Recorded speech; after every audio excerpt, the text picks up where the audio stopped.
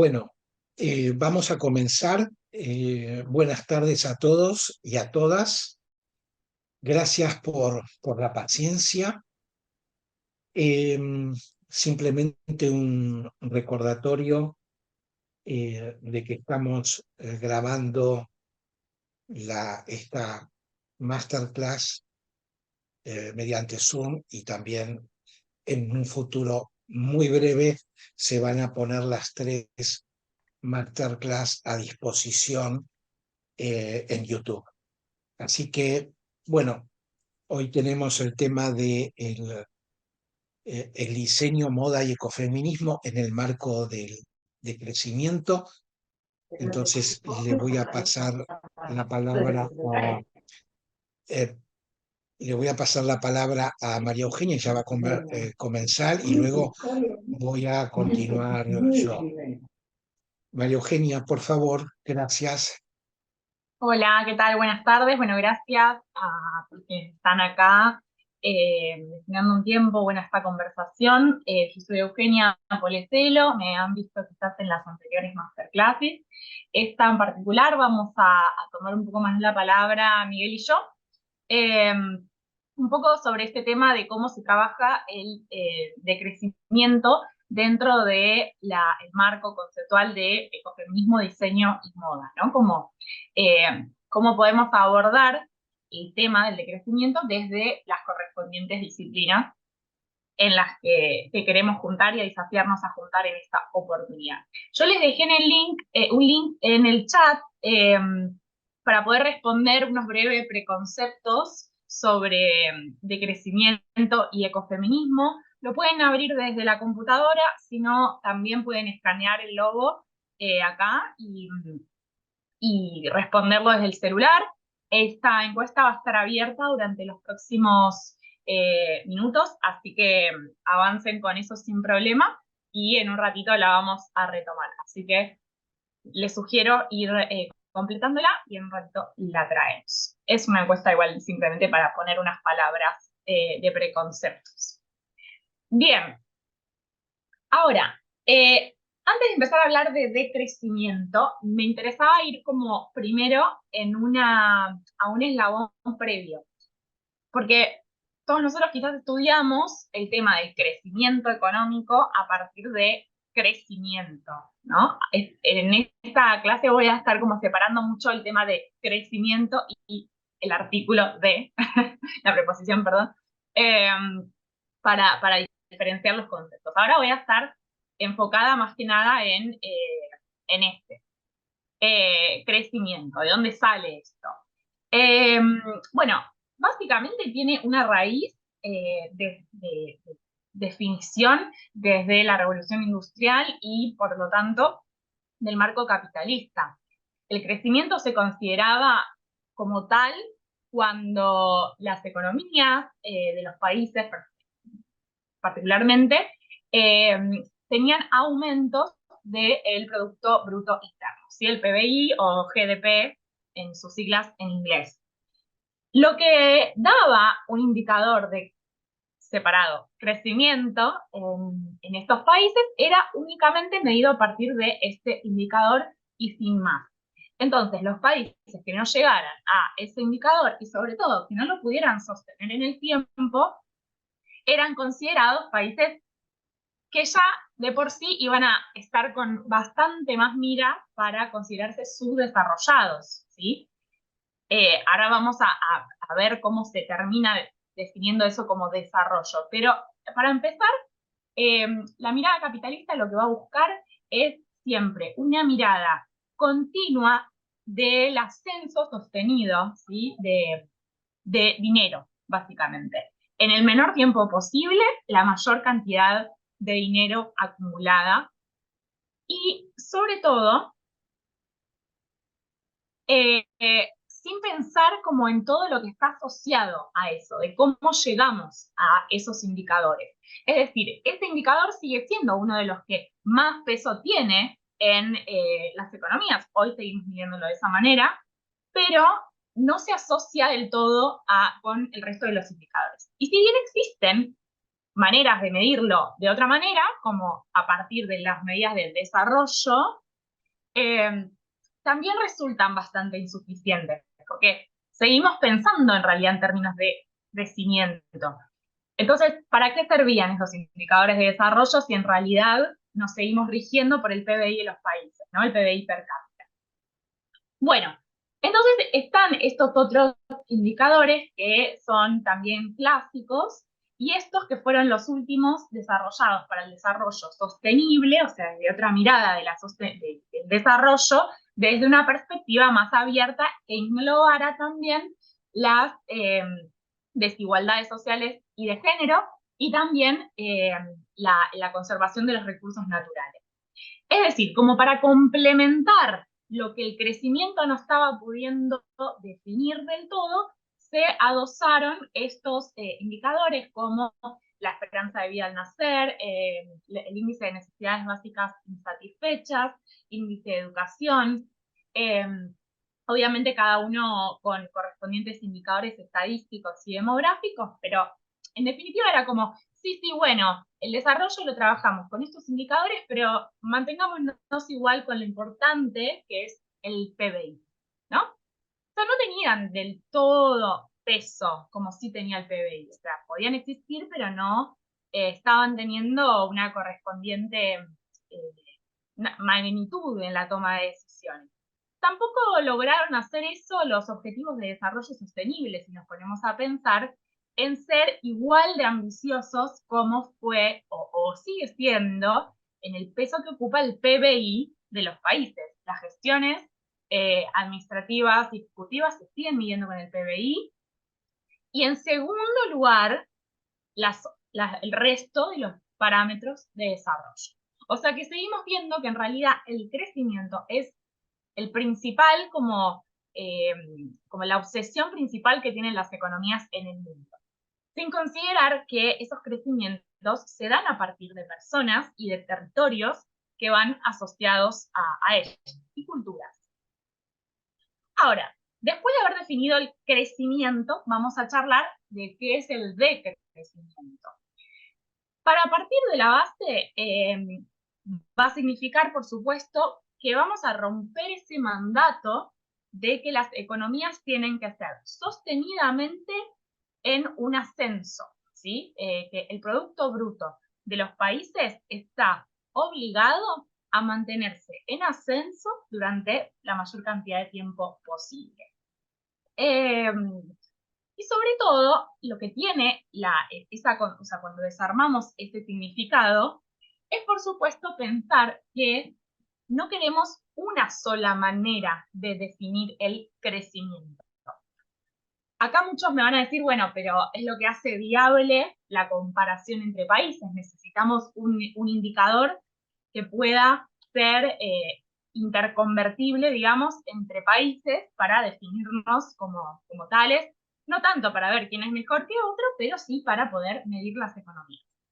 Perfecto, eso puede ser, pero pensemos un poquito en quiénes definen eso, ¿no? ¿Quiénes definen cuáles son que esos indicadores tienen que ser los únicos? Hay como un sentido de unilateralidad en esa determinación de que los parámetros de crecimiento tienen que ser el PBI.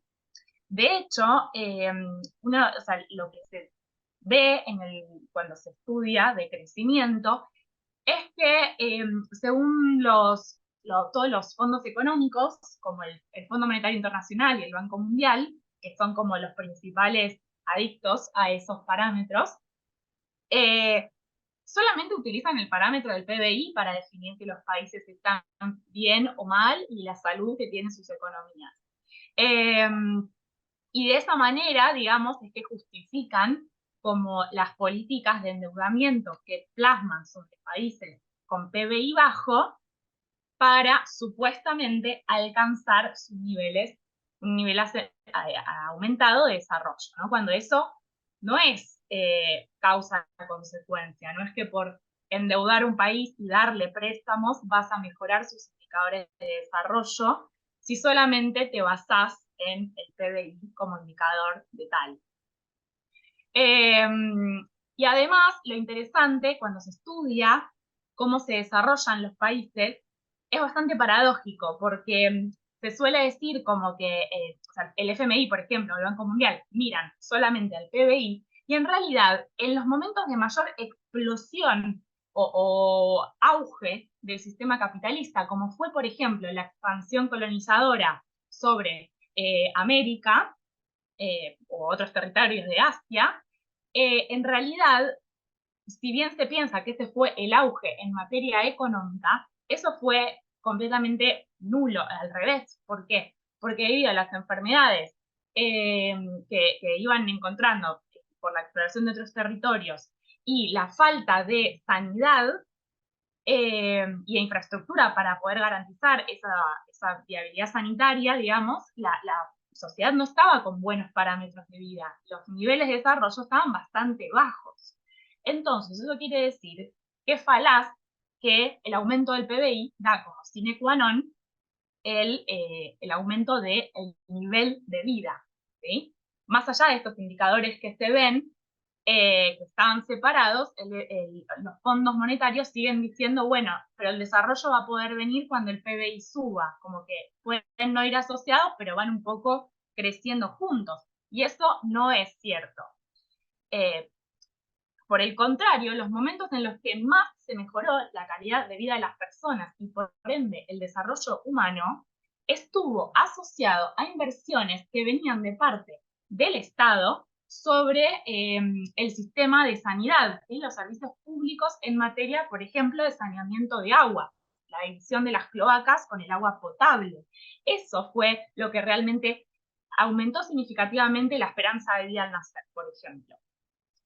Entonces, fíjense como también hay como una apropiación del sentido de crecimiento desde lo que sería el sistema europeo hacia el resto de los países, ¿sí? El europeo y también el anglosajón, porque estos fondos monetarios también tienen una fuerte banca estadounidense.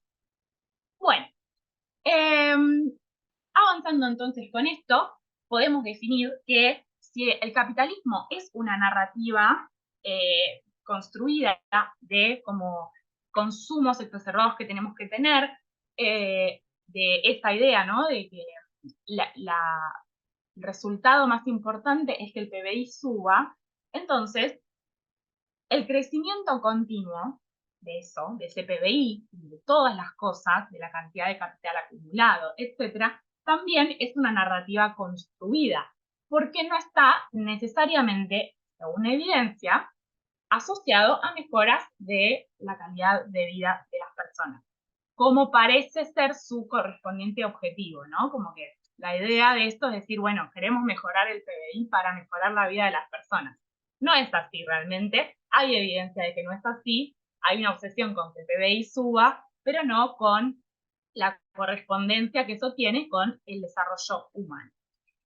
Traje esta imagen, si se ve pixelada me dicen, traducida, acá estas insignias que tiene como el periódico en donde con lo que está tapando esta persona que está durmiendo en la calle, dice que tenemos que dejar de medir la economía en qué tan bien le está yendo a la gente rica, que pareciera ser esto que les estoy contando de cómo solamente se está midiendo con indicadores que solamente los tienen los países más ricos, ¿no? Entonces, fíjense cómo este señor está tapándose con periódicos, durmiendo en la calle, con periódicos que dicen que están subiendo el mercado, las acciones de, por ejemplo, no sé, Apple. Y como que es paradójico porque esto, hay empresas que supuestamente les está yendo re bien, pero eso no significa que eso mida la salud de las economías per se. Siguen pasando estas cosas. Puede irle muy bien a Apple y hay gente de ese mismo país o de esa misma ciudad en la que pueda estar radicada Apple que tiene estas condiciones de vida, ¿no? Una crisis habitacional, por ejemplo. Entonces, ¿cuál es esta narrativa? Desarmemos un poco esa narrativa y ahora vamos a llegar a cómo se discute esto desde el ecofeminismo. Les prometo que va a ir teniendo un hilo. Bueno, dentro del capitalismo está esta medida de que hay ciertas familias de ciertas demografías y etnias que tienen la posibilidad de acceder a ciertos consumos de manera, de una frecuencia determinada y sobre todo una alta frecuencia de consumo de productos buenos, de productos que son amigables con el ambiente, productos que no son libres de parabenos y lo que sea. Y en cambio, eso se sostiene a partir de que tenemos del otro lado, bueno, cuando me deje pasar, allá, del otro lado, eso se sostiene a partir de desigualdades sociales, una gran, ay, se me fue la palabra, como que se guarda bajo la sábana o bajo la cama todos los costos ambientales, que hay una externalización, esta es la palabra que quería buscar, de los costos ambientales que tiene ese consumo exacerbado, y también daños y como etnicidios, ¿sí? Como culturas que se ven completamente arrasadas a partir de imposición de modos de consumo, frecuencias de consumo y por ende de producción, y que no es abordado tampoco de una manera tal que esos que sean quienes producen o quienes ofrecen esos territorios se vean equitativamente eh, remunerados a partir de eso, ¿sí? Muchas veces cuando Miguel habla esto de quién hizo mi ropa, o esta idea de que de la moda bajo comercio justo y que las personas que estén elaborando los productos tengan condiciones de vida digna y condiciones de trabajo digno, muchas veces es algo falso, ¿no? Como esta idea de que no se ven igualmente remunerados, pero en cambio a las personas de este lado les llegan los productos perfectos y con la etiquetita que dice libre de trabajo infantil, por ejemplo. Sabemos que no en todos los casos, ¿no? Pero cuando se usa equivocadamente esa etiqueta. De vuelta, sigue siendo una narrativa construida, esta idea de que esto puede crecer en desmedro de esto y que eso es sostenible en el tiempo. Por darles un ejemplo muy básico, porque si quieren, el tema de la población es difícil para ilustrarlo porque la población sigue subiendo, ¿no? La tasa de fecundidad siempre sube y la población crece. Pero el tema del ambiente, por decirles algo, no tiene correlación con el nivel de consumo. Seguramente habrán escuchado que si todo el mundo siguiera el nivel de consumo que tiene Estados Unidos, necesitaríamos como 5 planetas para poder brindar los recursos naturales que se necesitan para tal producción, para tal ritmo de producción. Por ende, es imposible, o sea, son mutuamente excluyentes. ¿Y cómo puede ser que se sostenga? Bueno, porque es una narrativa construida que determina que ciertas personas pueden acceder a eso en desmedro, ¿no? De otras poblaciones que no van a poder hacer. Y así está hecho, porque es físicamente imposible.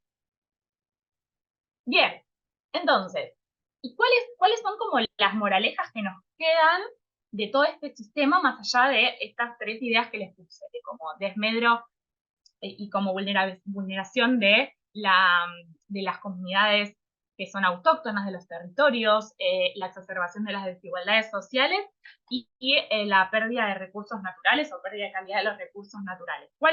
Más allá de esto, qué hay detrás de esa narrativa o qué raíz como filosófica, si se quiere, tiene eso en las sociedades? Bueno, en primer lugar, algo que hizo siempre la narrativa capitalista es basarse en una dualidad, ¿sí? En que una cosa es la productividad económica y otra cosa es la reproducción ecosocial. Es decir, lo verdaderamente productivo es la actividad económica. Y todas las actividades de reproducción de la vida que da lugar a esa productividad no lo es. O son otra cosa, ¿sí? Y no solamente las divide, sino que las jerarquiza. O sea, vamos a ver que hay una jerarquía en la productividad por encima de las actividades de reproducción ecosocial. También hay una dualidad jerárquica que se expresa en cómo se concibe a las sociedades humanas con el ambiente. De vuelta, una idea es decir, lo verdaderamente productivo es esto, y aquellas cosas que sostienen este tipo de ritmos de productividad no lo son. Si están en un segundo eslabón, no tienen ningún tipo de valor. No tienen ninguna compensación económica o un costo asociado, no existe ningún tipo de contabilidad que se necesite admitir dentro de nuestro esquema económico. De vuelta, el pensamiento capitalista siempre buscando esta dualidad jerárquica en, primero, cuáles son las actividades productivas y cuáles son los lugares realmente, o las especies realmente con mayor valor, ¿sí? Luego, no conformes con eso, también hay una dualidad de cuál es el valor, de vuelta a una dualidad jerárquica, de las divisiones de trabajo según el género. Con esto quiero hacer una aclaración. No quiere decir que las divisiones de trabajo según el género han existido a lo largo de toda la historia de la humanidad y no por eso son malas. Conforma básicamente un comportamiento común de las sociedades y cómo se relacionan con sus trabajos. Ahora bien, en la narrativa capitalista, esa división de trabajo sí es jerárquica. Sí hay un valor, una carga peyorativa de los trabajos más productivos de los trabajos improductivos. Las mujeres, vaya casualidad, asociadas a la reproducción ecosocial, mientras que los hombres están asociados a la productividad económica, alineándose de esta manera estas dualidades jerárquicas entre ellas. Entonces, estas dualidades que muestra de hombre sobre mujer, sociedad versus ambiente, productividad versus reproducción, están alineadas, ¿sí? Hombre en la sociedad y que trabaja en las labores más productivas. La mujer más en relación al ambiente y más en relación a las actividades de reproducción ecosocial, ¿sí? Como que cuando vamos viendo esta narrativa es bastante análogo, cómo se van haciendo estas jerarquías en eslabones como bastante estructurales de una sociedad, cómo se relacionan entre géneros y cómo se relacionan con el ambiente y las actividades de ella. Entonces, bueno, estamos desarmando un poco este mito, ¿no? Sobre todo por lo que les contaba, que esto es imposible pensarlo como un juego en el que todos ganamos, o que alguien gana. O sea, sí, perdón, alguien gana, pero no todos. Y hay una narrativa construida de que todos tenemos que llegar a este nivel de desarrollo, a este nivel de PBI, y no disminuir aquellos perjuicios que son causados por aquellos que están como desmedidamente altos. Es decir, se les exige a todos los países que, por ejemplo, lleguen a un nivel de PBI tanto para considerarse como países ricos, o un nivel de desarrollo tal para que se consideren como países desarrollados, pero no se les pide a aquellos países que ya están del lado desarrollado que desglosen realmente cuáles son los perjuicios que dejaron por abajo del colchón para decir, bueno, quizás tu desarrollo en realidad no fue tal como vos decís, porque es en desmedro de recursos naturales, desigualdades sociales, pobreza estructural, etcétera y etcétera, ¿sí? Es decir, esto es un juego perdido realmente para la sociedad global. Ahora, ¿qué tiene que ver esto con el ecofeminismo? La verdad es que hay muchísimas analogías para empezar a estudiarlos en conjunto. Algunas puntas ya te las tiré en la presentación, hace 2 diapositivas.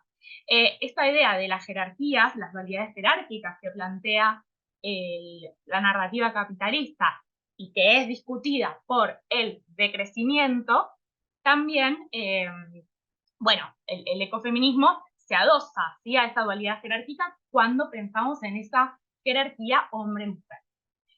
Entonces, ¿por qué es necesario empezar desde ahora a analizarlo desde el ecofeminismo? Porque, primero, no queremos pecar con los mismos, o sea, no queremos cometer los mismos errores que cuando se pensó el crecimiento en aquel momento de la revolución industrial, ¿no? Del auge capitalista. En este momento no había representación femenina en estos espacios de debate, o como si fuesen espacios, pero digamos, en la lógica en la cual fueron gestadas estas narrativas. Y es necesario, para buscar no repetir los mismos errores, que haya representación femenina en ese análisis, en esas como nuevas maneras de crecer. Y eso es algo que ya se está viendo que muchos de los que hablan de decrecimiento como que se citan entre ellos, pero no dan lugar a los análisis de autoras femeninas. Al mismo tiempo, el ecofeminismo tiene mucho que aportar, porque tiene mucha mayor valoración a la diversidad de vidas, ¿sí? No solamente esto abarca de cosmovisiones distintas y de distintas culturas, sino también, bueno, por supuesto, todo el engranaje de la inclusión LGTBIQ dentro del pensamiento de estas maneras de desarrollarnos, ¿no? Porque si el capitalismo es como el alumno perfecto en construir dualidades y dicotomías, entonces, desde el decrecimiento y juntándonos y fusionándonos con los feminismos, vamos a lograr realmente más homogeneización, pero de la buena, ¿sí? No como homogeneización, como cortarnos a todos por una misma tijera, sino como integración. Y luego, a ver si me deja pasar, es importante que esto se incluya desde la cuna, porque si no vamos a cometer los mismos errores de pensar que estamos creciendo, pero no estamos incluyendo en la balanza los paradigmas de ambiente y de género. Por ejemplo, si no se incluyera como en la perspectiva de género dentro del pensamiento de crecimiento o de crecimiento, pero la manera de desarrollarnos, si se quiere, nos estaríamos perdiendo por un factor muy crucial como ejemplo, que es la educación de las mujeres, ¿sí? Está comprobado que invertir en la educación femenina es bastante significativo en el aporte que esto tiene al mejoramiento de las economías. Entonces, fíjense cómo nos estaríamos perdiendo un eslabón bastante clave. Con esto voy cerrando. Los ecofeminismos en esto tienen un papel muy crucial para poder aportar al decrecimiento, ¿sí? Los ecofeminismos tienen una raíz de validación intercultural muy importante y significativa que facilita la integración de saberes, al mismo tiempo denuncia a las modas colonialistas, a las imposiciones colonialistas, y busca ser más propositiva en maneras como más genuinas con el territorio que las ven hacer. Entonces practican la decolonialidad en las maneras de desarrollarnos y consumir. Por otro lado, tiene una muy buena integración del ambiente y la sociedad. Esto de pensar que el ambiente es una cosa y la sociedad es otra, y somos sociedad es como enajenada del ambiente que lo rodea, es falaz también. Entonces el ecofeminismo tiene una integración y una aceptación de la realidad de los seres humanos en consonancia con los recursos naturales, ¿sí? Hay una como sintonía de los feminismos en poder valorar las reproducciones de la vida en todos sus aspectos, reproducción de la vida de los alimentos, de los territorios, de la vida del entorno en el cual se enmarcan, y por supuesto en el rol, si se quiere, más dictado por el género, pero no es, no es definitivo, como la reproducción per se, la capacidad de gestar. Y por último, este modo de denuncia al hiperconsumo, y sobre todo cuando se toman causas como feministas, si se quieren, para facilitar aún más el consumo, ¿no? Como para decir, miren, y todas las otras cosas que tenemos para seguir consumiendo. Ahora es como que se quiere usar esta causa para seguir haciendo como más hiperconsumo, y eso es algo que también desde el ecofeminismo se discute. En común, entonces, el ecofeminismo da una narrativa muy importante en esta medida de la crítica al capitalismo y a cómo se se decidió unilateralmente el crecimiento, que es que en realidad el capitalismo como narrativa se basó en la explotación de los territorios, las mujeres y la naturaleza, ¿sí? Asociada. Entonces, ahí encontramos un denominador común, una línea de base muy interesante para empezar a pensar las maneras que queremos definir nuestro crecimiento y por ende los indicadores de desarrollo. Bueno, ahora, antes de seguir, vamos a abrir otro Menti, mientras voy a mirar el anterior. No sé, Miguel, si querés agregar algo y querés seguir. No, por ahora no. Bueno, Eh, perdón, voy a cambiar de pantalla que les estoy compartiendo para que vean nuestras respuestas de preconceptos, si quieren. Un segundo. Lo que fueron cargando, que me gustó, que ya tenemos... eh, acá está. ¿Me ven ahí? Bueno, no, ¿qué a ver, sí, sí. entendemos por el decrecimiento en la moda? Tienen que estar viendo esto. Y acá tenemos algunas respuestas que ya fueron agregando. Producir menos, de mejor calidad, más duradero. No tenemos una definición concreta al respecto. Meta de disminuir la producción de indumentaria, calzado, accesorios, disminuir desperdicios. Otra que no tenía una definición concreta, tendencia a la baja del consumo, como consecuencia de un consumo responsable. Acá ya más asociado al parámetro más de ecología, ¿no? Y una baja de los parámetros de la moda. En vez de que haya una demanda de fast fashion, un crecimiento de la conciencia a la hora de consumo. Bueno, todo más relacionado al consumo. Acá vemos a alguien más relacionado a la producción de mejor calidad y más duradero. Y acá también. Bueno, Miguel, te dejo la palabra. Ahora paso a compartir la otra presentación.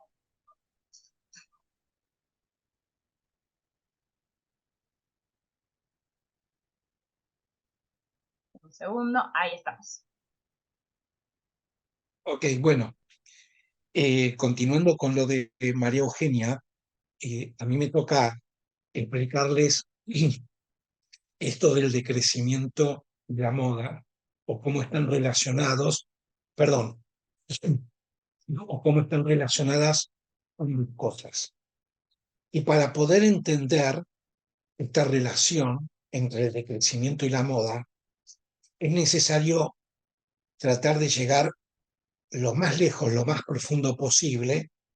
Entonces, como primera cosa para poder entender esta relación es empezar a pensar, empezar a ver lo que es la otredad o lo que es la alteridad. Entonces, por ejemplo, Edward Said en el 78 define a la otredad o la alteridad como el desprecio, como la denigración, denigrar la humanidad de otra cultura, pueblo o región geográfica. Ahí las palabras claves son básicamente despreciar, denigrar y la palabra otra, ¿no? Esto está refiriendo a la otredad. Y en el caso de Mozavinia, define a la otredad, o mejor dicho, al proceso de alteridad, donde los colonizadores eran, entre comillas, los humanos, y los otros, los colonizados, no eran plenamente humanos. Es decir, podemos decir que el colonizador era el ser humano y el colonizado era el no humano. O eventualmente el colonizador era el yo adecuado y el colonizado eran los salvajes. Vamos a tratar de poner acá un hilo conductor partiendo de esto de la otredad y la alteridad para que podamos llegar a lo que sería el decrecimiento y la moda. Si me pasás, María Eugenia, gracias. Entonces, este punto que es una cita de Georg Simmel que escribió en el año 1904. Uno puede decir, bueno, pero Miguel Ángel, me estás trayendo algo de casi 120 años para atrás. Pero acá hay un gran problema. El gran problema que se suscita es que toda la moda y toda la educación en la moda, incluso la actual, está basado en esta definición, que es basada en la alteridad, en la otredad. Es decir, fíjense como Simmel lo que dice es, la moda existe en nuestra sociedad, no en la sociedad tribal y sin clases debido a la jerarquía. Es esa jerarquía la que impulsa el cambio de estilo. Claramente, esta definición de moda hace que haya una moda que es universal. Está hablando claramente de la sociedad occidental, y todo lo que salga por fuera de esa moda respecto de la sociedad occidental es la no moda. Vuelvo a insistir, esto de la alteridad y la otredad y esta definición de Simmel es sumamente importante para entender por qué pasa lo que pasa en la moda en la actualidad e incluso en las propias universidades, en carreras de diseño relacionadas a los textiles, a la moda, al vestir, están basadas en esta definición. Solamente en el 2018, una investigación de Waters y Lilletum empieza a cambiar el espectro y salir de un universo para ir a un pluriverso, pero, a ver, hablar de pluriverso sería un mundo donde caben muchos mundos, pero esta, si me permiten la expresión, es la desgracia de lo que estamos viviendo actualmente. Es decir, si ustedes se fijan, lo vamos a ver de acá a poquito, en realidad nos estamos quedando en la periferia. Para poderles explicar a ustedes qué es la relación entre el decrecimiento y la moda, yo tuve que empezar por esa concepción desafortunada de la otredad que continúa hoy en nuestra sociedad.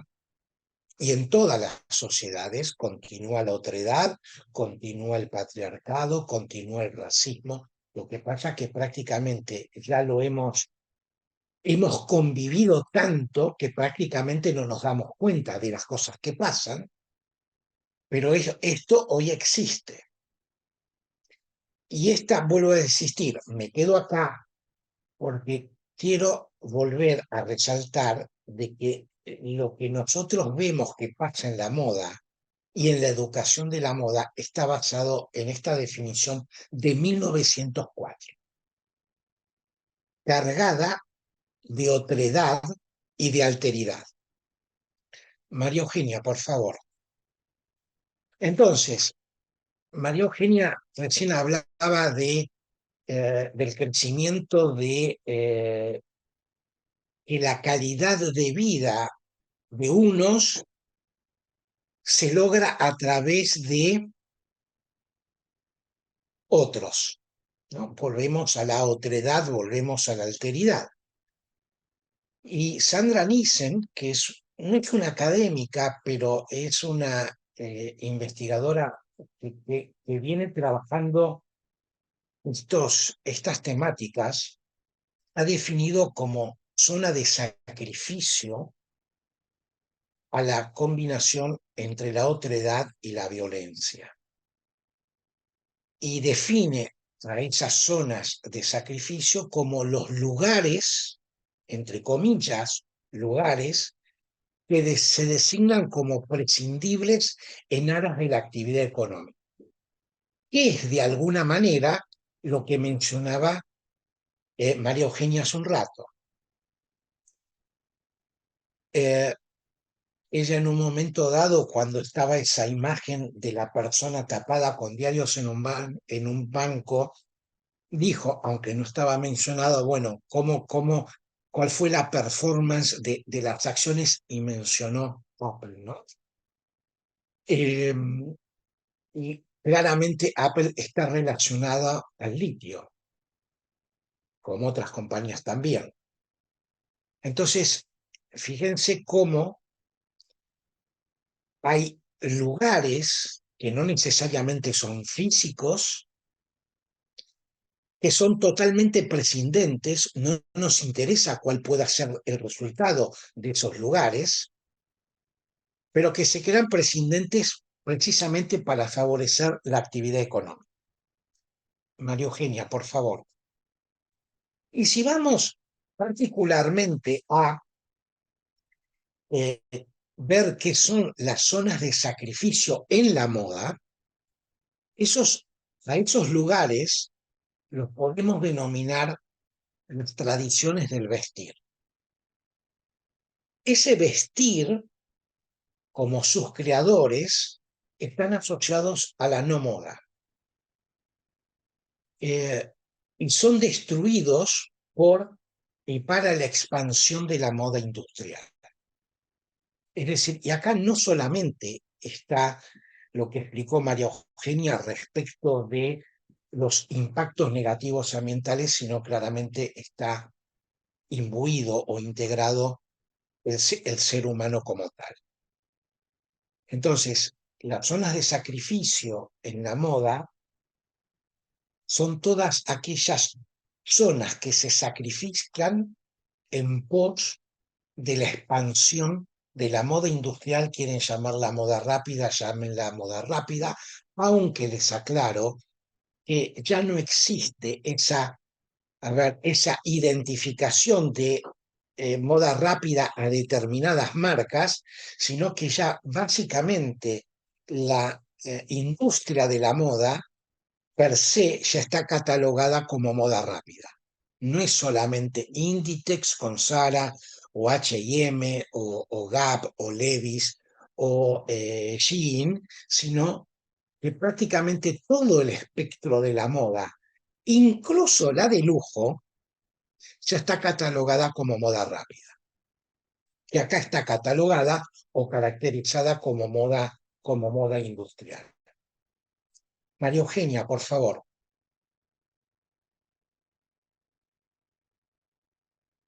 Entonces, uno podría preguntarse, bueno, pero ¿puede existir la sostenibilidad en la moda? Yo les decía hace unos minutos atrás que nos estamos quedando en la periferia, porque la concepción de la moda tal cual la conocemos, la concepción de la educación en la moda tal cual la conocemos, hoy, actual, se basa en una definición, en una conceptualización que claramente contiene en su esencia la otredad. Y cuando hablamos de la otredad, claramente hablamos de patriarcado y hablamos de racismo. Entonces, fíjense, si realmente el problema de la moda es claramente nos estamos quedando en la periferia. Estamos hablando de materialidad. Ah, claro, uso algodón orgánico, soy sostenible, uso bambú, soy sostenible. Pero con eso no llegamos a biomateriales, con eso no estamos llegando a ningún lado. Literalmente, si me permiten, con esas cosas simplemente estamos jugando. Nos estamos quedando en la periferia, continúa el status quo porque no atacamos el status quo. Entonces, la respuesta que yo daría particularmente basado en algunas conceptualizaciones de Sandra Nissen Ahora, ¿puede existir la sustentabilidad en la moda? No, a menos que empecemos a hablar de justicia racial, que se desmantelen los sistemas de patriarcado y la supremacía blanca, que es la esencia de la definición de Simmel. Entonces la pregunta es, cuando hablamos de moda sostenible, ¿integramos el tema del racismo?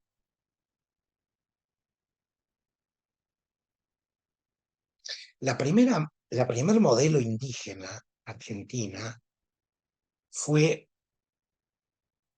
es Alma es Azul. Ella se llama así, Alma es Azul. Ojo que el azul tiene una connotación muy, muy particular y profunda dentro de las comunidades originarias. Y por supuesto, el alma también.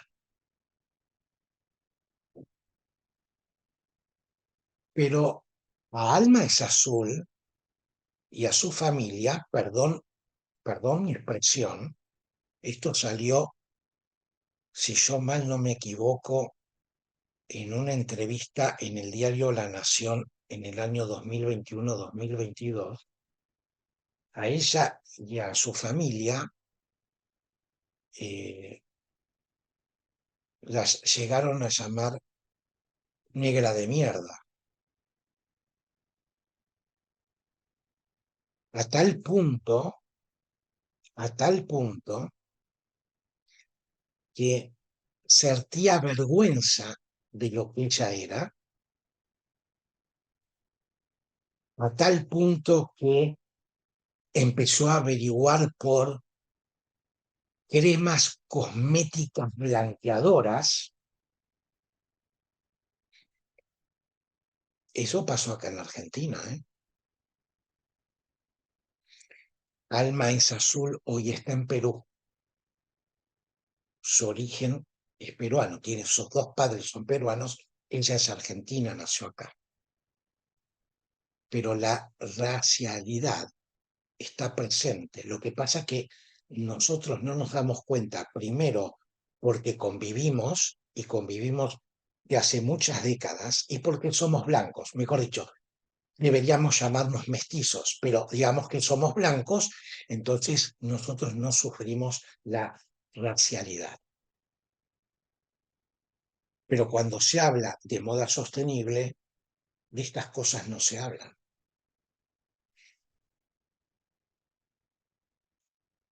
Entonces, ¿puede existir la sostenibilidad en la moda?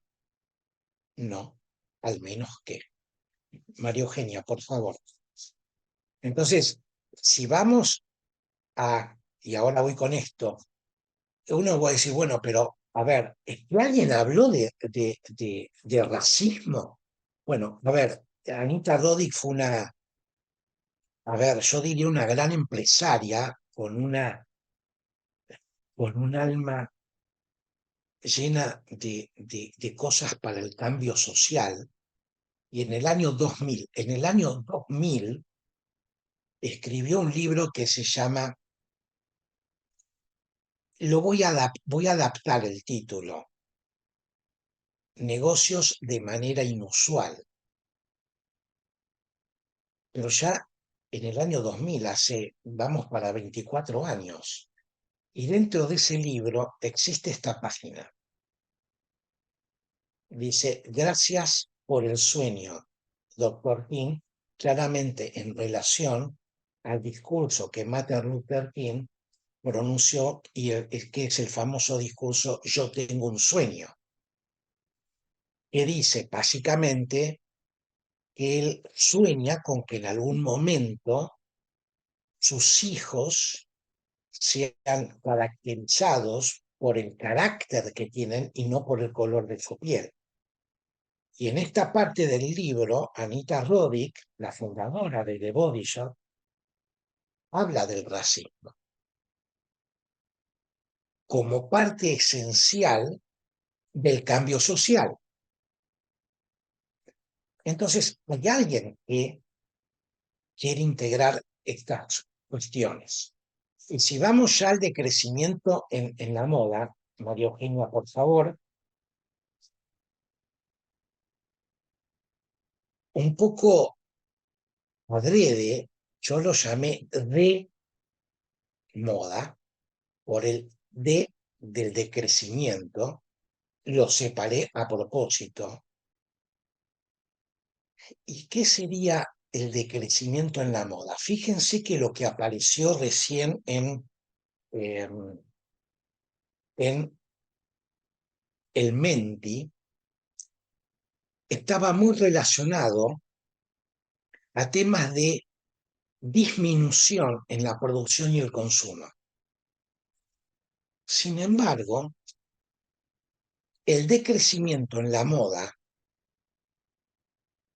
si bien tiene que ver con eso, en realidad tiene que ver y en forma más profunda con otras cosas que no estamos sabiendo ver porque el propio sistema lo tapa, que es desmantelar el sistema actual de moda. Ojo que cuando digo desmantelar el sistema actual de moda, estamos hablando de lo anterior, estamos hablando de justicia racial, estamos hablando de eliminar el patriarcado o la noción de patriarcado.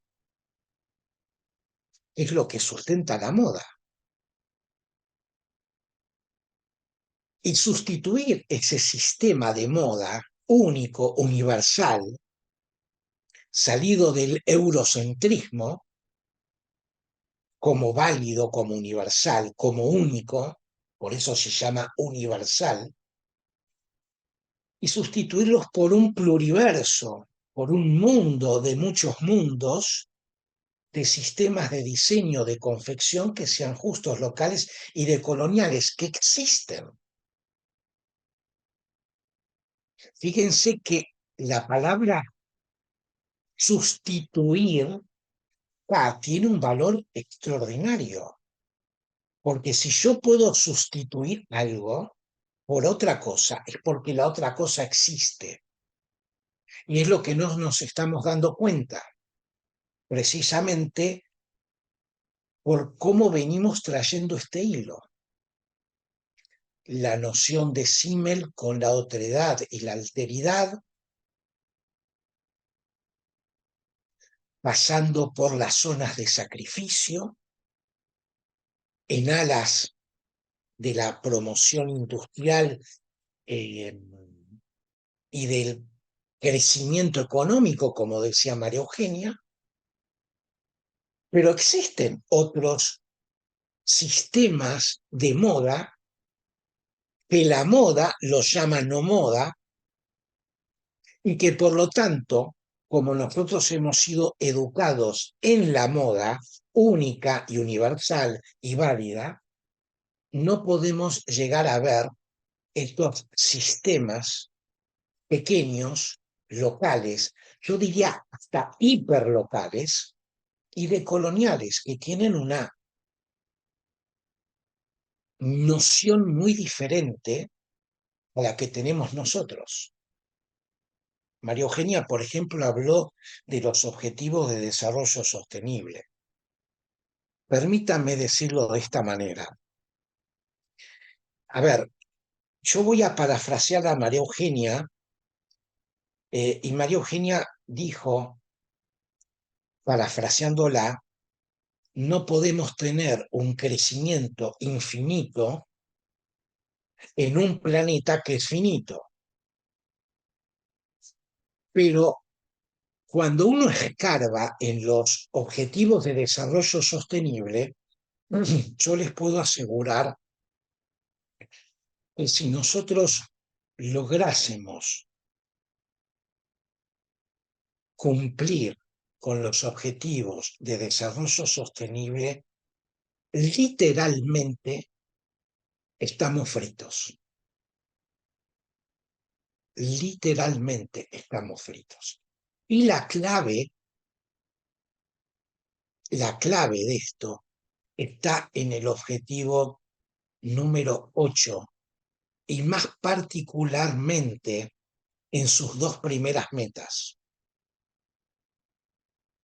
que dicen, básicamente, yo estoy resumiendo, pero ustedes pueden ir a la página web de los ODS, tomar el ODS número 8,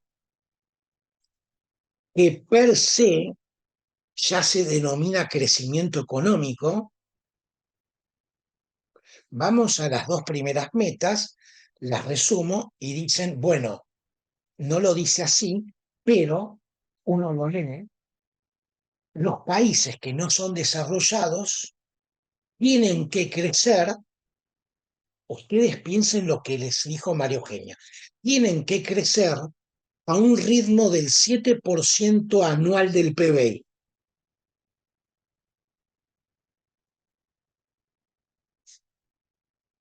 ¿Esto qué significaría? Que los países pobres, donde estamos nosotros, perdón si hay algún otro país presente, pero estoy hablando de Argentina, crecemos como los países desarrollados. Bueno, la pregunta es, ¿dónde vamos a ir? Por favor, a ver, podríamos haber hecho esto mucho más simple. Yo podría ponerles una definición de crecimiento en la moda, pero veamos las raíces del problema, porque no las estamos viendo. La ideología que impera los objetivos de desarrollo sostenible es la ideología que mostró María Eugenia. Y que de hecho, como les comenté recién, está explícita. No es que estoy buscando la quinta pata al gato. Está explícita. Por favor, lean el objetivo número 8 y sus dos primeras metas. Y después piensen si lo que hemos conversado desde el principio se puede materializar o no se puede materializar. Por último, me voy a tomar unos minutitos solo para, María Eugenia, por favor, para mostrarles el año que viene. Perdón, María Eugenia, por el título, no es el definitivo. María Eugenia siempre se enoja conmigo porque peleamos por los títulos, pero lo más importante de ese título del programa que vamos a dar el año que viene es En Debate. Hablemos de diseño, hablemos de moda, hablemos de sostenibilidad. En debate. Y algunos de los temas que vamos a tocar es el fracaso del diseño y la moda sostenibles, el rol que tiene la universidad en el fracaso de la sostenibilidad. ¿Es la Agenda 2030 un fracaso? ¿Por qué la moda es colonial? ¿La decolonialidad en la moda y el diseño es la solución? ¿Qué puede aprender la moda del ecofeminismo? Y los saberes que no queremos aprender. Entonces, simplemente esto como un anuncio de lo que haríamos el año que viene. Ya van a recibir información en su debido momento, pero si me volvés a la anterior, María Eugenia, te lo agradecería mucho. En los últimos años he tratado de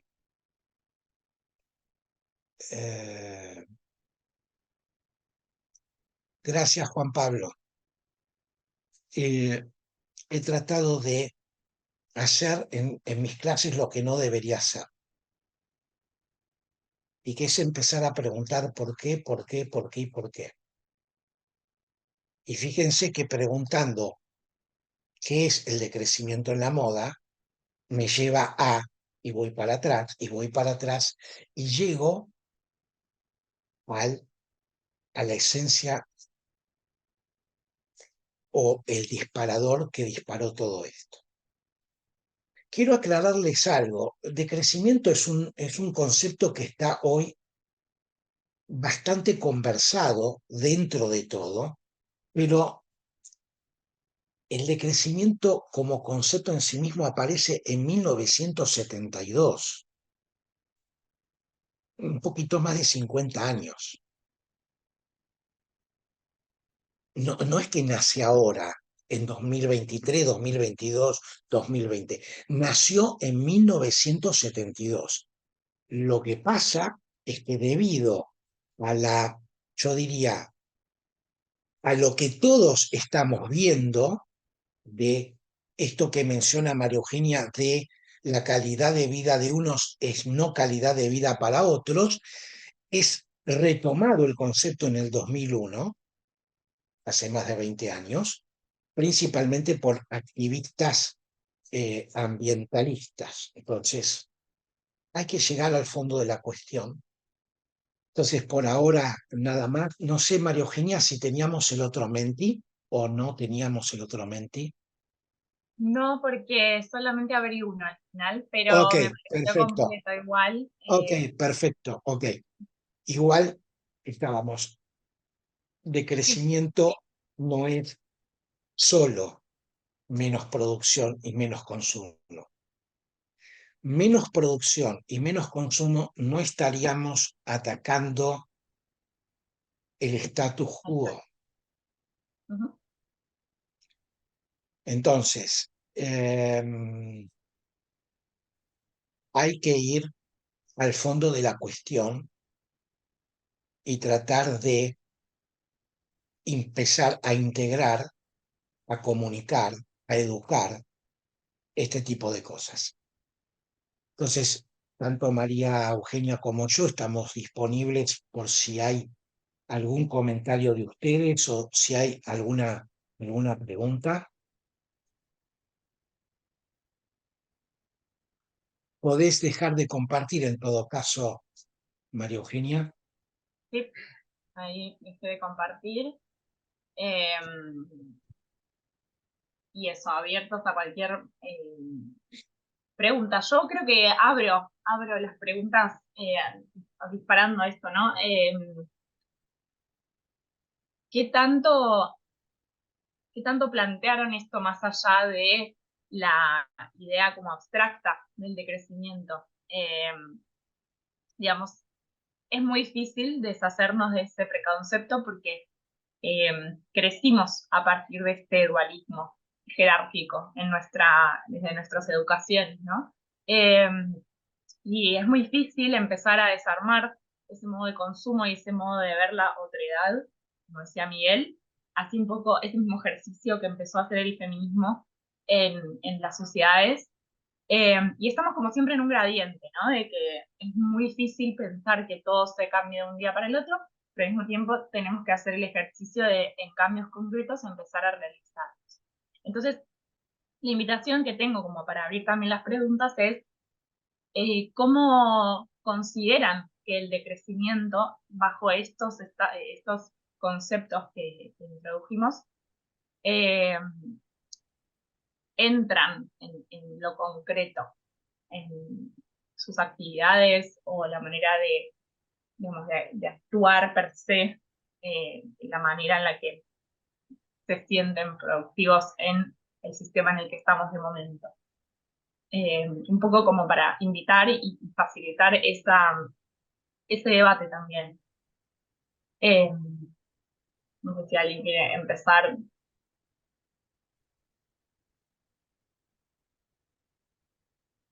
Bueno, ¿qué tal? Buenas noches. Hola, buenas noches. Bueno, porque hace poco justamente estaba viendo una charla acerca de obsolescencia programada, que es un concepto también bastante Ujú, siniestro del capitalismo, en sí, donde ya los productos están pensados como para que dejen de funcionar o dejen de ser útiles, que cada vez se acorte más la vida útil para fomentar el consumo, la renovación de cosas que no se necesitan. Bueno, yo trabajo en una marca de ropa, trabajo en el área de calidad. Siempre me ha generado mucho ruido el mundo de la moda, esta constante renovación donde uno también siente un grado de responsabilidad en el daño que se genera, también en cuestiones que a mí me gusta mucho el diseño porque me gusta mucho el arte, entonces también es como que es otra vertiente en donde la estética y demás también se contraponen a otros efectos y a otras causas y consecuencias de este medio. Me parece que lo más crítico también en un punto es el concepto de productividad también que tenemos tan incorporado, en donde la productividad no solo es la tarea que desempeñamos, sino que tenemos que tener productividad en todo. Todo tiene que ser redituable, todo tiene que ser... Y uno de los aspectos que también a mí me generaba mucho ruido en cuanto al consumo y demás es la necesidad de mantener a la gente trabajando. O sea, como que también hay un punto en donde se justifica la producción de cualquier basura porque genera trabajo. Entonces ahí es como que entra en juego esto de, bueno, pero genera trabajo, entonces es algo positivo porque la gente tiene una fuente de trabajo, cuando no todos los trabajos están bien remunerados, no todo lo que se produce es útil ni es No todas las beneficioso horas para... de trabajo tienen por qué ser, Exactamente, no bueno, todas las hay jornadas tienen que ser canciones de que a 8 veces se horas. resumen, que dicen, no sé, Sí, la canción de Woz que dice, no hace sí, falta que gente que quiera trabajar más, hace falta que con menos se pueda vivir en paz. claro, O sea, como exactamente. que también ese aspecto Mm. del decrecimiento me parece que es importante tenerlo en cuenta y también que, bueno, como todo, eh, si los consumidores empiezan a tomar más conciencia de cuál es su grado de participación y de incidencia, me parece que eso es súper importante, como de formar consumidores responsables, de ser también uno un consumidor responsable, porque bueno, el sistema funciona porque siempre hay gente que también demanda o está dispuesta a comprar esas cosas o a tener más de lo que necesita en un montón de aspectos y eso sostiene también todo esto de estas injusticias e inequidades que existen, ¿no? Un poco esa Sí, era la reflexión. me gustó mucho el ejemplo que trajiste, el tema de las jornadas laborales reducidas. De hecho, yo estaba repasando un poco algunas cosas que vuelvo a leer antes de dar clases en términos de ecofeminismo. Y es algo que, por ejemplo, ya venía planteando Vandana Shiva hace unos 40 años, una referente bastante importante del ecofeminismo. Y fíjense cómo ahora recién, desde la mirada europea, se considera como, wow, descubrimos la, la pólvora de que las jornadas laborales tienen que ser reducidas. Eh, y de vuelta es una manera como bastante colonialista de pensar el decrecimiento, ¿no? Ahí hay un ejemplo muy concreto. Ya había bibliografía de otros autores diciendo, che, la verdad es que no sé si hace falta que todo el mundo, todos los días de toda su vida, esté trabajando al 120%. Eh, y hay una manera bastante siniestra que tiene el sistema también para ponernos en ese lugar, que es esta justificación que vos dabas de decir, no, pero es súper digno lo que yo hago porque estamos dando trabajo, estamos manteniendo una planta de trabajo. Pero ¿en qué calidad? ¿No? ¿En qué calidad mantenemos a la gente en un 120% asignada eh, o dedicada a su vida? Coincido con eso, que bueno, que el tema de las jornadas laborales es un re punto de pensar el decrecimiento con otros nombres. Y fíjense que es igual que es la implementación de esta medida de crecimiento, de que en qué países conocen que se haya implementado la jornada laboral reducida, en lo que les está yendo bien o en lo que les está yendo mal. O sea, o casualidad, ¿no? En Grecia, que es uno de los países que más castigado está dentro de la Unión Europea y básicamente lo quieren echar por la puerta de atrás cada vez que pueden. Hace poco se autorizó como doble o triple contrato laboral para que vos puedas trabajar 14 horas en el día o alguna cosa así, mientras que en países, no me acuerdo, particularmente, creo que escandinavos, ya tenés jornadas laborales implementadas reducidas. En Latinoamérica eso nunca llegó. no sabemos si va a llegar y es muy probable que no lleguen a los países del sur global. Y fíjense cómo esto se va implementando en el orden global de las cosas. El decrecimiento primero es para quienes necesitan eso, primero, y después para el resto.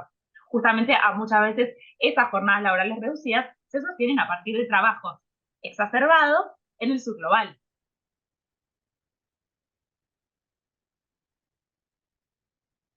¿Alguien más quiere compartir como ideas así concretas que se vienen a la cabeza? Hola, buenas noches. Buenas. Hola. Bueno, yo trabajé bueno, estudié diseño primero y después me puse a trabajar en una empresa, en una marca de ropa en La Plata. Y como pude ver desde adentro la deshumanización, ¿no? Entonces me parece que ese es como un punto.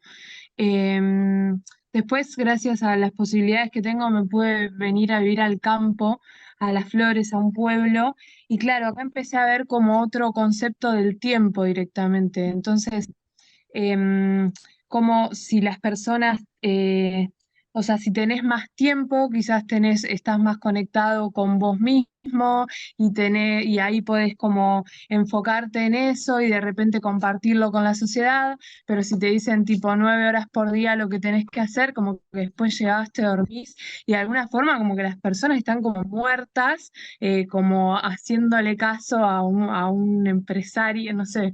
Entonces, digo, ahora como con todo este nuevo estilo de vida en el que voy más lento, también cuando tengo un emprendimiento y cuando voy a hacer algo con amigas o con personas a las que les llevo para que me cosan y demás, que ya terminan siendo amigas, como esto de, bueno, primero nos sentamos y charlamos 3 horas y tipo, si salen las remeras mañana o dentro de un mes, no importa, pero lo principal es tipo, conocernos, ¿no? Y de repente, bueno, que tenemos las necesidades básicas, tipo, estamos alimentándonos bien, bueno, ahora entonces sí vamos a ponernos a coser, como me pasa a mí, y creo que arranca por uno, ¿no? Como de repente no, no desayuné, me pongo a coser o a cortar y hago las cosas mal, porque en realidad mi cuerpo necesita comer primero, ¿no?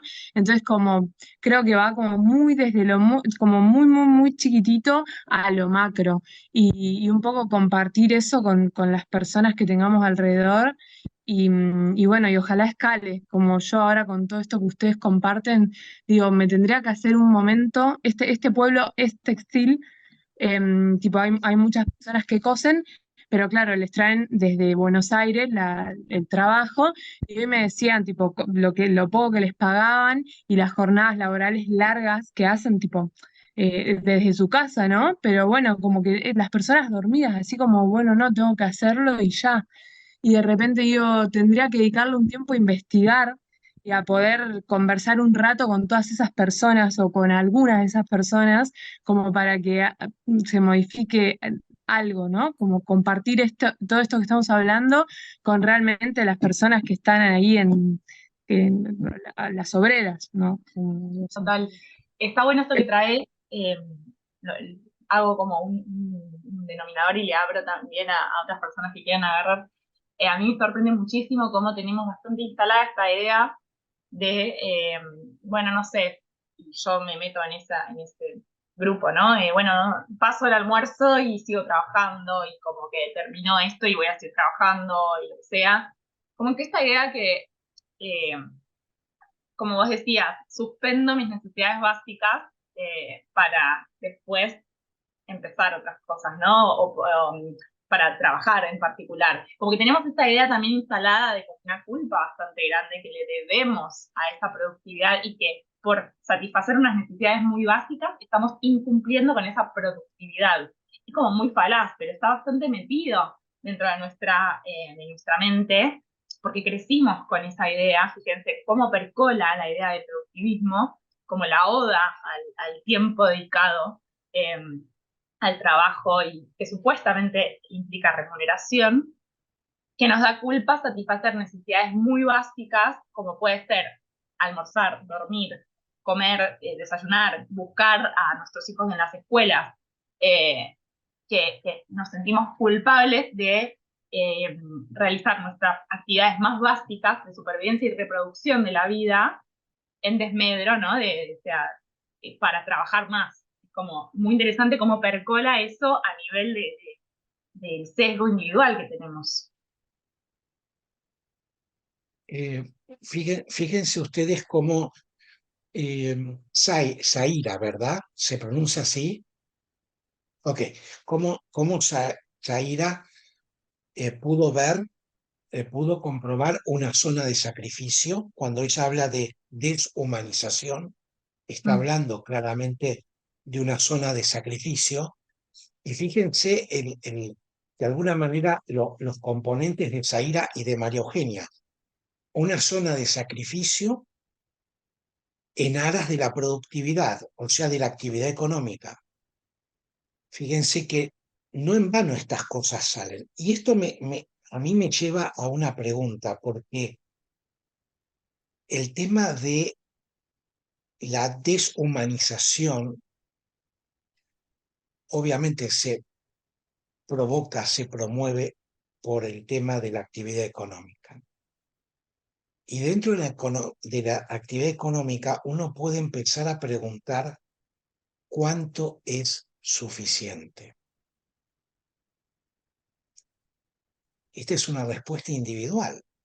Obviamente, si tenemos deshumanización, es porque a nadie le alcanza lo suficiente.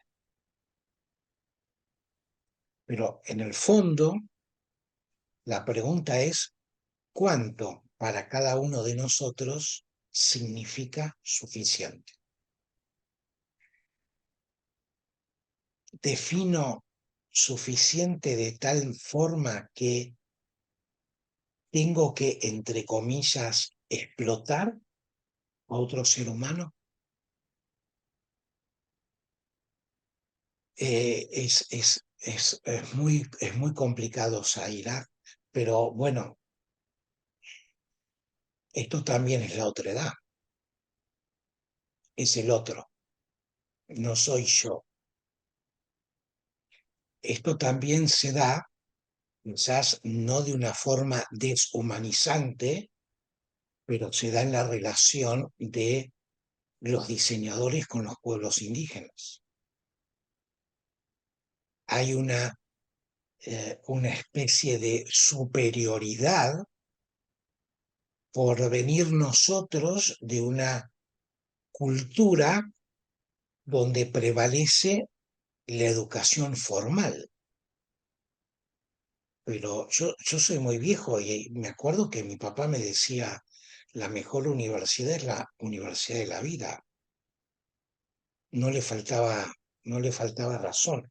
Entonces, ¿por qué yo, pasando por la universidad, me creo más que otra persona que no pasó por la universidad, pero que puede llegar a tener tantos conocimientos o más que yo?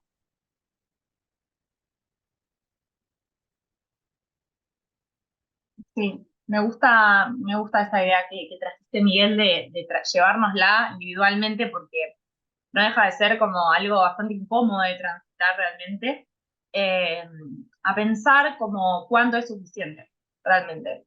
Eh, Como pensarlo realmente para nuestros adentros y revisar esa vara continuamente, ¿no? Porque de vuelta, nuestro sesgo sigue operando, va a seguir funcionando en el fondo, ¿sí?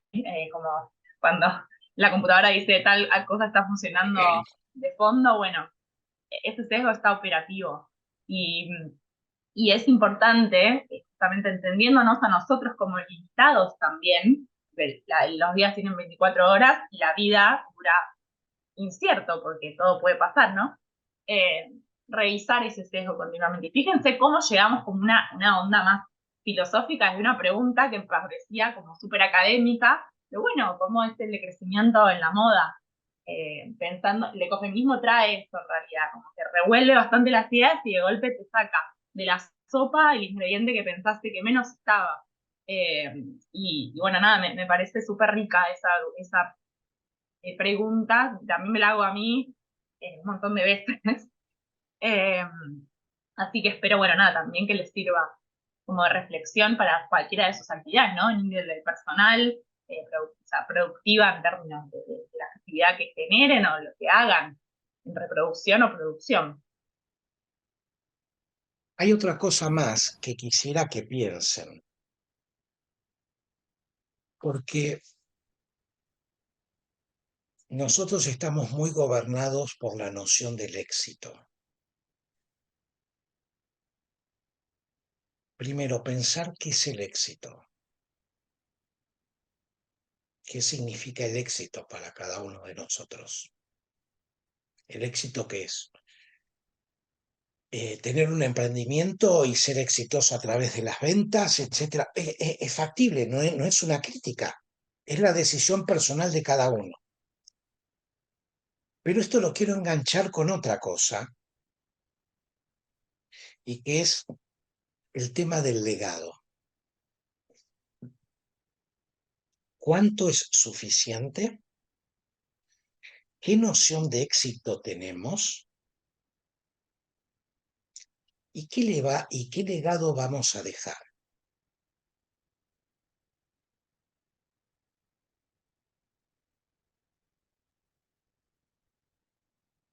Yo tengo 2 hijas, Macarena y Guadalupe.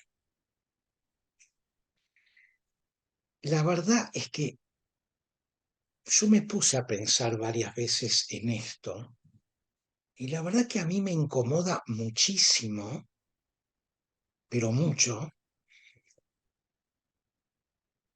imaginar que una de las dos o las dos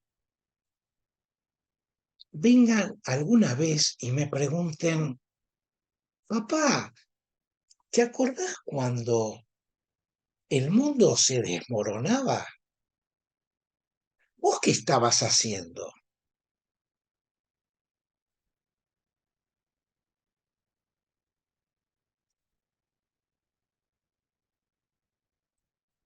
Entonces, ¿qué legado queremos dejar? A nuestros amigos, a nuestros familiares, a nuestros hijos, a nuestras hijas, etcétera.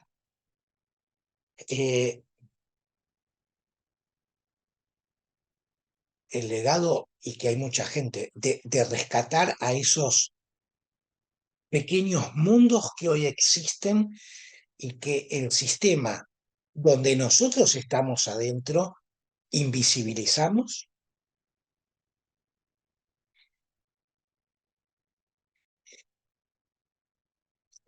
¿Por qué no puedo ser activista?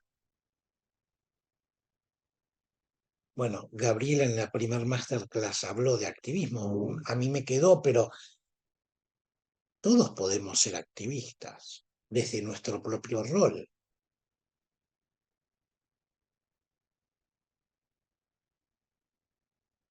O sea, son cosas que este tema de la moda, el diseño, el ecofeminismo, en este caso particular el de crecimiento, en el fondo nos está planteando. Fíjense todo lo que salió. Perdón, monopolicé la palabra. ¿Alguien quiere hacer algún aporte más? Por favor. Hola, Hola. buenas noches. Bueno, no, estoy así como, ¿cuánto? Me he quedado mucho con la palabra de colonialismo, ¿no? En esto de empezar a ver cómo podemos desmantelar el sistema y empezar a sustituirlo, ¿no? Por lo que habíamos dicho, de un sistema de diseño más ético, más justo, más local. Y pensando en esto del decolonialismo, ¿no? ¿Qué abarcaría? Y me pongo a pensar, digo, la máquina de coser, o sea, ¿quién le inventó? Un francés, o sea, viene como de la Europa, ¿no? Y yo estuve 5 Momentito. años viviendo, ¿eh? Sí, perdón, dale. No, no, estuve 5 años viviendo en Colombia, en donde pude vivir y trabajar con las comunidades indígenas. Y un día el Día de la Mujer Indígena, se reunieron 16 pueblos, mujeres, y estaban todas vestidas con sus trajes típicos, ¿no? Y bueno, yo fascinada porque me parece algo tan hermoso, tan diverso, colorido, y entonces como que preguntándole a ella por qué se vestían a veces, o sea, dejaban atrás ese traje para vestirse más occidental. Y bueno, muchos habían sido desplazados de su zona, estaban en Bogotá, y era una cuestión de comodidad, de mezclarse más con el contexto, digamos, nuevo. Pero había una mujer que era una guayú que ella seguía con su traje típico como todos los días, porque ella decía, a mí esto me da fuerza porque me hace recordar mis orígenes, mientras que otros se lo ponían solo para fiestas especiales, ¿no? Entonces, como que una vez leí y que decía como que el acto más sostenible en la moda es como que cada uno haga su propia ropa, ¿no? O sea, pero entonces me pongo a pensar y digo, pero ¿cómo vamos a hacernos cada uno nuestra propia ropa si no tenemos tiempo, ¿no? O sea, ¿cómo me voy a poner hoy a ver qué me pongo? Si tengo que trabajar, tengo que traer la comida, y entonces ahí capaz viene esto también de empezar a cuestionarnos estos ritmos del tiempo en los que vivimos, pero que también es muy difícil salirnos de ahí, ¿no? Entonces, no sé, como que tengo mucho esta palabra de colonialismo y digo, ¿cómo llevar eso a nuestro propio, o a nuestra propia vida, ¿no? Eh, sí, tengo como más preguntas que respuestas. Ok, a Pero, ver, pero digo, ¿no? Entonces, o sea, como que digo, el decolonialismo que es, o sea, si los veía en ella, decía, ellas creaban su propia ropa, cosidas a mano, en telar, los tintes naturales, ¿no? Ver lo que había en su contexto, en la naturaleza. Entonces, bueno, no sé. No sé, a cómo ver, el vamos, decolonialismo en la moda.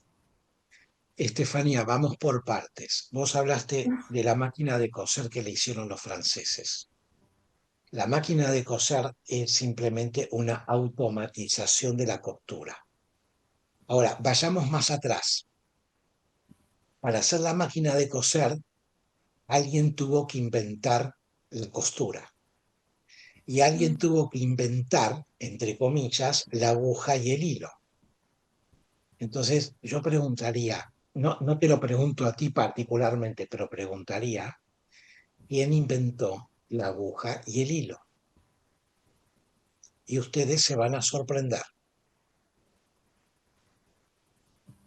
O sea, yo puedo entender, por ejemplo, ¿no? Que las comunidades indígenas usaban unas espinas que se les hacía un agujero y hay hasta una planta, el fique, por ejemplo, que es como un hilo y puedo entender eso, pero entonces digo, ¿cómo decolonizamos la moda en un sistema de tanta producción masiva? O sea, tendríamos que tener un ejército de personas cosiendo a mano, o sea, es como que quiero ver Sí, respuestas a lo que hoy en día está Espera, impuesto. María Eugenia.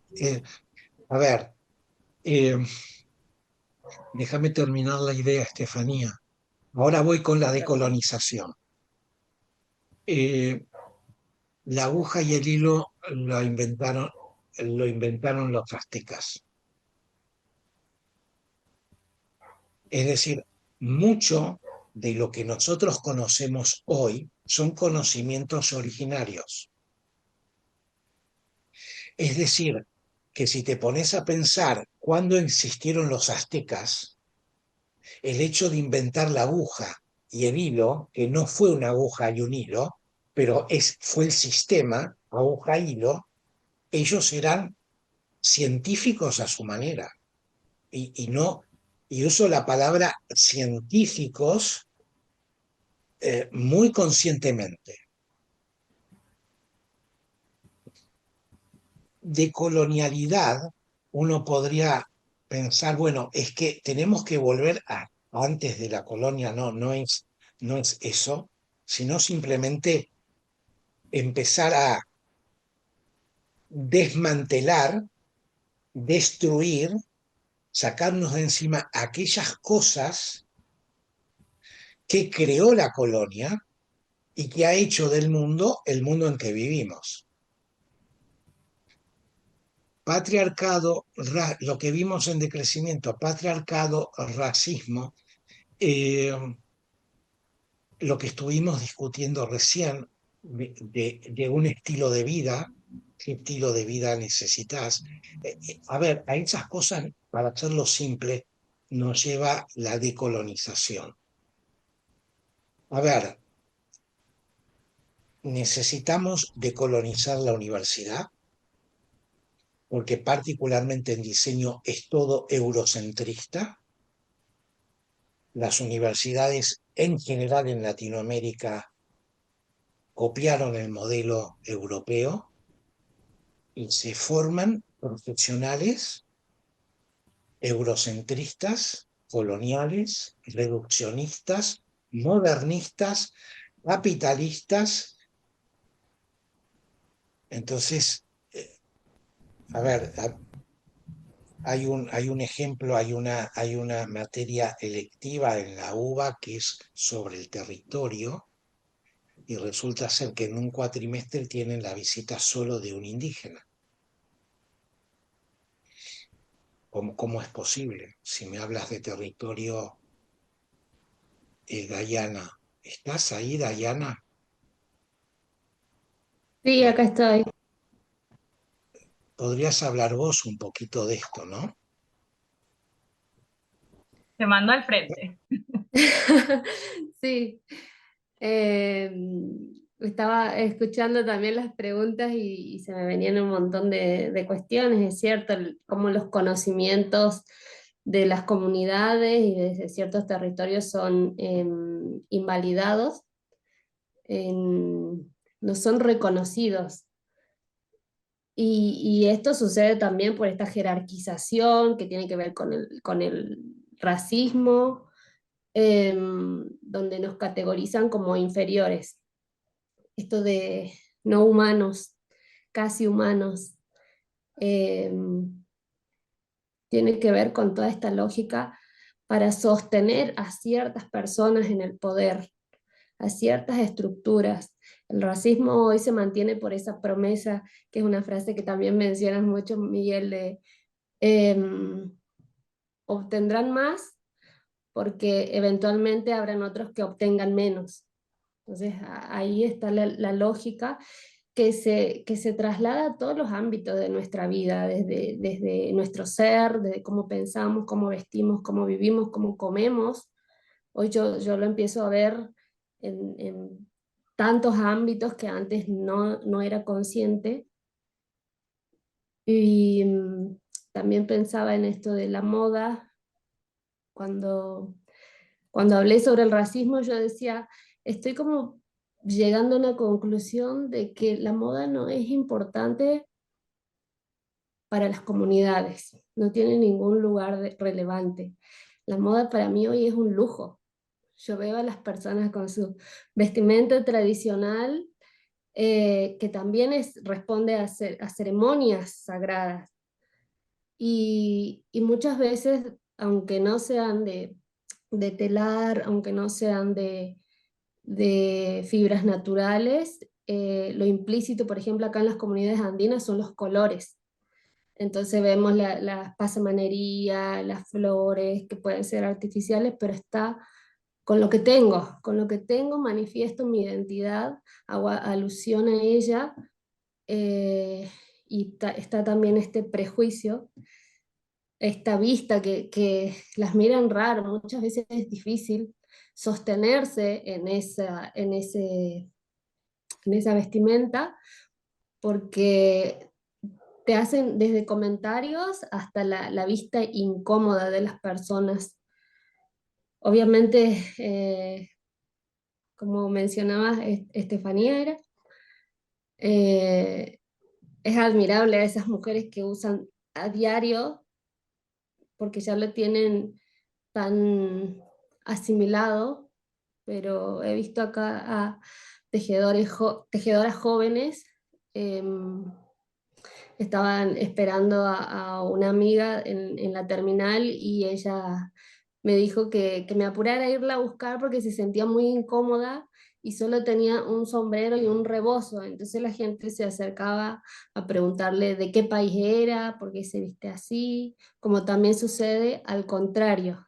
Se les dice o se les cuestiona por qué usan la vestimenta occidental, por qué usas jean, por qué usas zapatillas, si esa no es tu identidad. Entonces, creo que ahí es muy importante la libertad, así como el sistema occidental tiene esa libertad de ponerse lo que quiera, uno también debería tener esa libertad sin tener esos prejuicios, y cuando yo quiero hacer alusión a mi identidad como una política de identidad en la que me manifiesto implícitamente, no debería ser juzgada, ni exotizada, ni nada por el estilo, ¿no? Gracias, Dayana. Por favor. ¿Hay algún aporte más? Estefanía, me comprometo a Sí, enviarte algo para que leas sobre el tema de la decolonialidad, ¿ok? y algo que Eh, quería aportar, perdón, sí, dale, por favor. de lo que decía Dayana, porque yo lo que cuando empecé a tener relación con estas mujeres, yo me quería, o sea, yo le compré aros, collares, cuando llegué a territorio guayú quería sus zapatitos y me los puse, y claro, yo era vista como gringa, ¿no? Porque era diferente y todos como también burlándose porque yo quería usar sus zapatos, pero a mí me parecían como hermosos, ¿no? Y entonces el otro día preguntándole a una, le decía, ¿cómo ves vos que nosotros, Occidente, digamos, usemos tu ropa o tus accesorios? Eso también es como apropiación cultural, o como, ¿no? Y ellas me decían que en verdad, o sea, si todos con respeto, ¿no? Como que si yo voy a llevar sus cosas porque me da alegría, porque son súper coquetas ¿no? Y usan los colores y las flores, y capaz nosotros somos más el negro, ¿no? Como más, o sea, como... ella me decía que si es desde el respeto, o sea, era hermoso que nosotros usemos, ¿no? Sino con qué fin usemos sus prendas. Y que ellos usaban un poco también lo occidental, porque, por ejemplo, había trajes blancos que en la ciudad, o sea, se te ensuciaba, entonces era preferible, bueno, usar un jean, ¿no? O sea, entonces es como muy interesante y creo que termina siendo o lo que a mí me interesa, esto de la cultura híbrida, ¿no? Que al fin y al cabo somos como un poquito de todo esto que vamos viviendo y aprendiendo de los otros, ¿no? De la otredad. Me gusta así, y un poco aportando a lo que comentabas, Estefanía, también pensarlo como siempre en este borde de decir, bueno, ese respeto sin que sea una apropiación cultural. Y ahí siempre para orientarse está bueno encontrar los límites, sobre todo cuando estamos desarmando bastantes sesgos que tenemos muy latentes. El límite es cuando aquel producto o, digamos, objeto eh, era una insignia que en algún momento implica o sigue implicando para esas culturas un objeto de estigma, hay que tener como, ok, alto ahí, ¿no? Como si ese objeto, eso, está buena esa explicación que te dieron, porque al mismo tiempo yo creo que el límite está en si uno, por más que quisiera valorar o como dar visibilidad a alguna creación, a un diseño, eh, es súper habitable. Creo que el límite está cuando eso, cuando era aportado por algo, o sea, una persona o una otra edad, era considerada, ¿no? Como, era discriminada por eso, y que por el hecho de que uno las esté transportando siendo occidental, no sufre esos estigmas. Y como que aporto esto también porque es difícil también encontrar el punto justo. Yo creo que lo más, o bueno, algo útil dentro de esta transición de las incomodidades en un mundo en el que tenemos que rearmar todos nuestros sesgos, es encontrar estos límites, ¿no? Como, bueno, orientarnos en dónde hay que parar y decir, esto sí es como no apropiado, porque estamos haciendo una apropiación cultural inadecuada de estos diseños, y reubicarnos constantemente. Ese era mi aporte como para traer A otra. ver, dada la hora, cosa que les agradecemos a todos y todas que se queden, simplemente para quien quiera profundizar un poco, yo en el chat puse, nosotros publicamos un libro en marzo de este año que se llama América Latina Alternativa, la voz que el diseño y la moda no escuchan, es de libre circulación, lo pueden bajar, ahí yo puse la página web. Estefanía, te recomiendo, ahí hay mucho de colonización, hay mucho de otredad, de alteridad, también de cosmovisiones indígenas. Es una lectura que recomiendo no solamente a Estefanía, sino a todos, así que nada. Les agradezco, gracias María Eugenia, gracias Dayana por tu aporte, gracias Estefanía, Muchas gracias gracias. Victoria, y bueno, próximamente Muchas nos gracias. veremos, seguramente. Así que bueno, muchas gracias y Gracias. seguimos en contacto, ¿sí?